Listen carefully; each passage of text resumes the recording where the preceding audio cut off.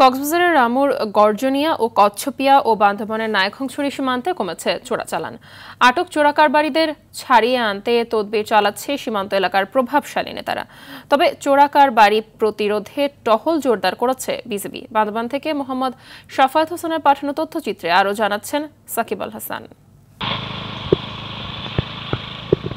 গেল ৫ জুন রামু উপজেলার গর্জনিয়া ইউনিয়নের জাইচাপাড়া এলাকা থেকে চোরাকারবারির হোতা শাহিনুর রহমান ওরফে শাহিনকে আটক করে যৌথ বাহিনী জব্দ করা হয় বিপুল অস্ত্র ও মাদক, ওয়াকিটকি ও ৩১টি গরু। এতে কিছুটা নিয়ন্ত্রণে আসে সীমান্তের চোরাকারবারি। জানুয়ারি থেকে জুন পর্যন্ত কেবল নাইক্ষ্যংছড়ি সীমান্ত থেকে জব্দ করা হয়েছে কয়েক হাজার গরু, ভার্মিস সিগারেট, মদ, গাঁজা, ফেন্সিডিল সহ বিপুল মাদক। আটক হয়েছে শতাধিক চোরাকারবারি। সম্প্রতি চোরাচালান কমে আসায় স্বস্তি ফিরেছে স্থানীয়দের মাঝে। আগের মতো মিয়ানমারের চোরাই গরু বাজারে আসছে না বলছেন স্থানীয়রা।